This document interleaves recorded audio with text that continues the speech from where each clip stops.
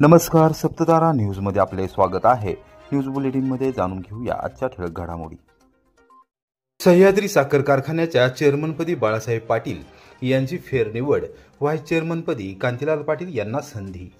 सातारा आणि सांगली जिल्ह्यातील कराड, कोरेगाव, खटाव, सातारा आणि कडेगाव या 5 तालुक्यांचे कार्यक्षेत्र असलेल्या यशवंतनगर तालुका कराड येथील सह्याद्री सहकारी साखर कारखान्याच्या चेअरमनपदी माजी मंत्री बाळासाहेब पाटील यांची तर व्हाईस चेअरमनपदी कांतीलाल पाटील यांची एकमताने रविवारी दुपारी 4 वाजता निवड करण्यात आली। नूतन संचालक मंडळाने कारखाना कार्यस्थळावरील स्वर्गीय यशवंतराव चव्हाण यांच्या पुतळ्यास अभिवादन करून कामकाजास सुरुवात केली। सह्याद्री कारखान्याची निवडणूक 5 एप्रिल रोजी झाली। विद्यमान चेअरमन बाळासाहेब पाटील यांच्या नेतृत्वाखालील एक पॅनल तर विरोधात भारतीय जनता पक्ष प्रणित 2 पॅनल अशी तिरंगी लढत झाली। काही अपक्ष उमेदवार देखील निवडणूक रिंगणात होते। पश्चिम महाराष्ट्राचे या निवडणुकीकडे लक्ष लागून राहिले होते।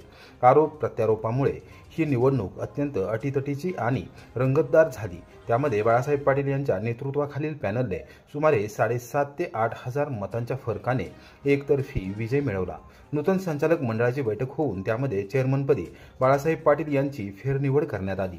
व्हाईस चेअरमनपदी कोरेगाव तालुक्याच्या तारगाव येथील कांतीलाल पाटील यांची निवड करण्यात आली। कांतीलाल पाटील हे कारखान्याचे ज्येष्ठ संचालक असून त्यांनी यापूर्वी सातारा जिल्हा मध्यवर्ती सहकारी बँक आणि कोरेगाव पंचायत समितीमध्ये पदाधिकारी म्हणून काम केले आहे। कारखाना कार्यस्थळावर झालेल्या सत्कार समारंभात आमदार बाळासाहेब पाटील यांनी विरोधकांचा खरपूस भाषेत समाचार घेतला। त्याचबरोबर पॅनलच्या विजयामध्ये योगदान देणाऱ्यांचे मनापासून आभार मानले। चव्हाण साहेबांचा विचार, आदरणीय बी डी पाटील साहेबांची भूमिका ही सर्वांना आपण समजावून सांगितली। विरोधी बाजूकडून प्रचंड असा अपप्रचार करण्यात आला, कारण विधानसभेची निवडणूक झालेली होती आणि त्यामुळं तो प्रचार मोठ्या प्रमाणात करण्यात आला।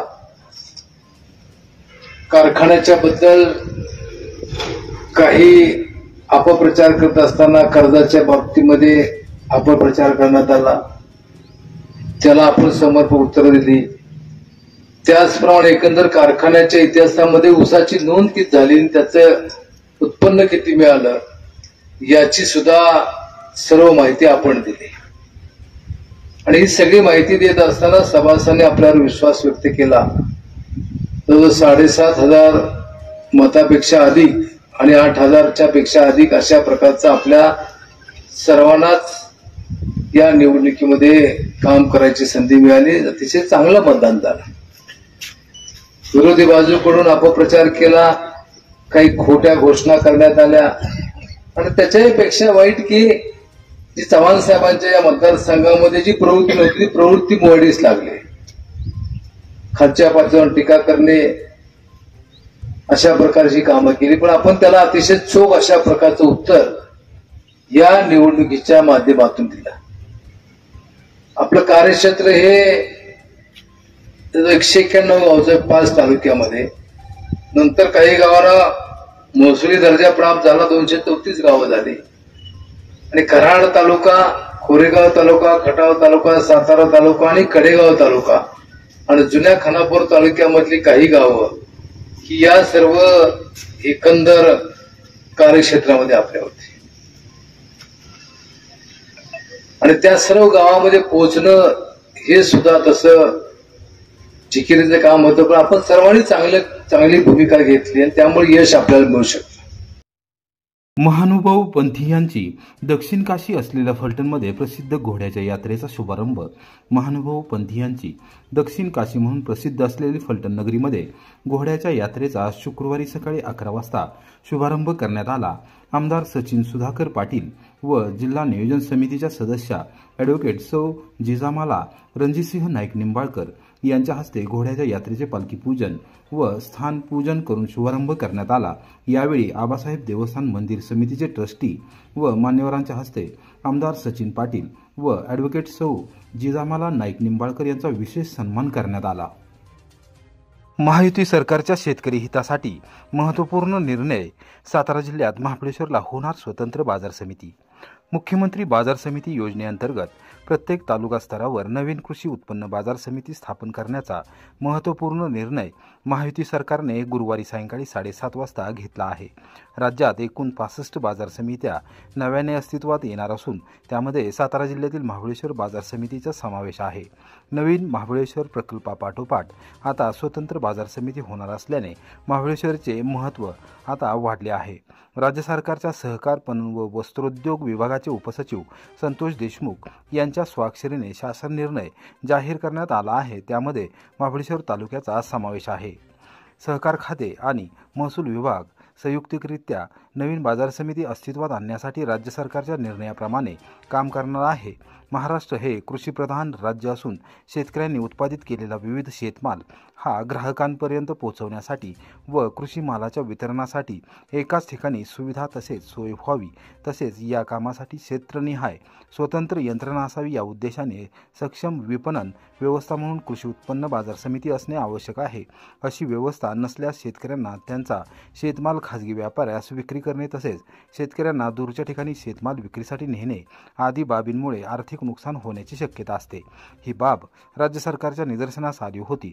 महाराष्ट्र कृषी उत्पन्न पणन विकास व विनियमन अधिनियम 1963 मधील तरतुदी अंतर्गत सद्यस्थितीत राज्यात एकूण 305 कृषी उत्पन्न बाजार समित्या अस्तित्वात असून सदर बाजार समित्यांचे 625 उपबाजार आवार कार्यरत आहेत.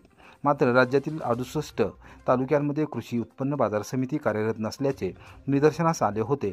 मुंबई शहरातील 3 तालुके वगळता 65 तालुक्यांमध्ये नव्याने बाजार समिती अस्तित्वात येईल. सातारा जिल्ह्यात केवळ महाबळेश्वर तालुक्यात यापूर्वी स्वतंत्र बाजार समिती नव्हती.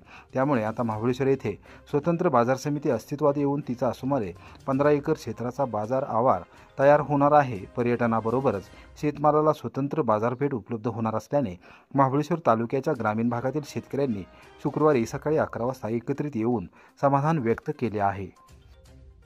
सातारा लोणंद पुणे महामार्गावर वॉटर स्टेशन येथे लक्झरी बस आणि महिंद्रा पिकअप जीपची समोरासमोर धडक. सातारा लोणंद पुणे महामार्गावरील वाटा स्टेशनजवळ वाघदेव चौकाच्या नजीक शुक्रवारी सकाळी 11 वाजण्याच्या सुमारास झालेल्या एक भीषण अपघातात लक्झरी बस आणि महिंद्रा पिकअप जीपची समोरासमोर धडक झाली. या अपघातात दोन्ही वाहनांचे मोठ्या प्रमाणावर नुकसान झाले असून काही जण जखमी झाले आहेत. हा अपघात इतका भीषण होता की दोन्ही वाहनांच्या समोरच्या भागाचा अक्षरशः चक्काचूर झाला आहे. घटनास्थळी तात्काळ पोलिसांनी धाव घेतली आणि स्थानिक नागरिकांच्या मदतीने जखमींना जवळच्या रुग्णालयात दाखल केले. अपघातामुळे काही काळ वाहतूक ठप्प झाली होती. पोलिसांनी वाहतूक सुरळीत करण्यासाठी तातडीने पावले उचलली. अपघाताचे नेमके कारण मात्र समजू शकलेले नाही. प्राथमिक अंदाजानुसार ओव्हरटेक करताना चुकीचा अंदाज घेतल्याने हा अपघात झाला असावा असा पोलिसांचा कयास आहे. या अपघातामुळे परिसरात एकच खळबळ उडाली असून घटनास्थळी बघ्यांची मोठी गर्दी झाली होती. फलटणमध्ये एटीएम कार्डच्या अदलाबदल करत ज्येष्ठ नागरिकास घातला तब्बल $2.25 लाख गंडा. शहर पोलीस ठाण्यात गुन्हा दाखल. काका, तुमचे एटीएममधून पैसे निघत नाहीत, हे घ्या तुमचे एटीएम कार्ड, आम्हाला पैसे काढायचे आहेत, असे म्हणून एका अनोळखी इसमाने एटीएम कार्ड मशीनमधून नकळत हातचलाकीने पैसे काढून तब्बल $1,76,351 रुपयांची वयोवृद्ध ज्येष्ठ नागरिकाची फसवणूक झाल्याचा प्रकार फलटण शहरात घडला आहे. या प्रकरणी शहर पोलीस ठाण्यात गुन्हा दाखल करण्यात आला आहे. फलटण शहर पोलीस ठाण्यातून शुक्रवारी सकाळी 11:30 वाजता देण्यात आलेल्या माहितीनुसार दिनांक 13 एप्रिल रोजी दुपारी 12:30 वाजण्याच्या सुमारास SBI bank ATM Laxminagar Phaltan येथे फिर्यादी पोपट दत्तोबा साळुंखे वय 57 वर्ष, व्यवसाय शेती, राहणार राजुरी भवानीनगर तालुका फलटण हे एटीएममधून पैसे काढण्याचा प्रयत्न करत असताना त्यांच्या डाव्या बाजूला उभा राहिलेल्या अनोळखी इसमाने त्यांचे एटीएम कार्ड त्यांच्या हातात घेऊन म्हणाला की काका, तुमचे एटीएममधून पैसे निघत नाहीत, हे घ्या तुमचे एटीएम कार्ड, आम्हाला पैसे काढायचे आहेत, असे म्हणून सदर अनोळखी इसमाने त्यांचे एटीएम कार्ड मशीनमधून काढले व नकळत हातचालकी करून त्याच्याकडील दुसऱ्या नावाचे एटीएम फिर्यादीस दिले व फिर्यादीचे एटीएम त्याच्याकडे घेऊन त्या एटीएम कार्डमधून विविध एटीएम असलेल्या ठिकाणाहून पैसे काढून फसवणूक केली आहे. या प्रकरणी शहर पोलीस ठाण्यात फसवणुकीचा गुन्हा दाखल करण्यात आला आहे. हवालदार पूनम बोबडे तपास करत आहेत.